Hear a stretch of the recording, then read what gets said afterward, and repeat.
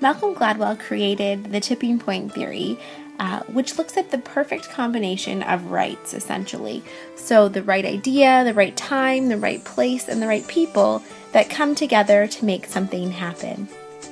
This is essentially what we know as trend setting today, but what he's looking at is all the different factors that come into play in order to make this change occur within our society. Gladwell suggests 3 factors that are impacting this tipping point theory. The first is the law of the few, the second, the stickiness factor, and the third, the power of context. First is the law of the few. So this factor examines the importance of different types of people being present and actively participating in a trend-setting scenario.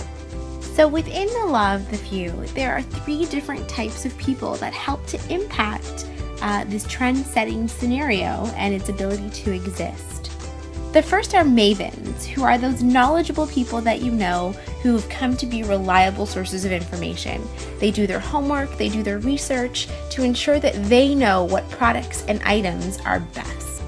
The connectors are the people who have the ability to take people and bring them together. So through networking and spreading of ideas, the connector is able to really network an idea to make sure that people are getting the information they need to get.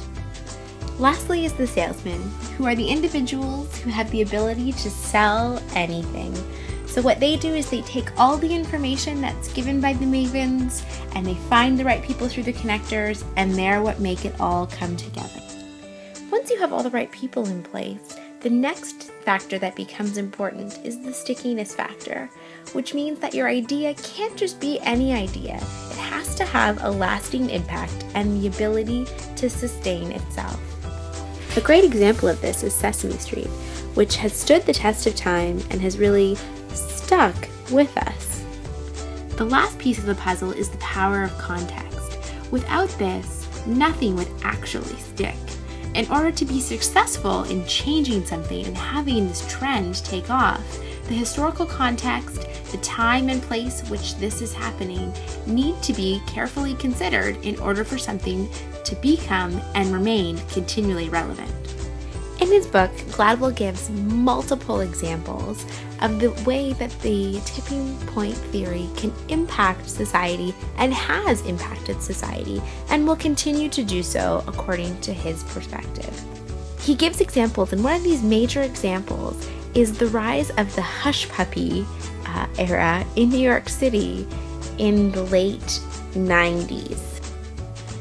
Hush puppies had become something that were kind of a faux pas. You didn't wear them anymore, they weren't cool per se, and they weren't in stores widely across America.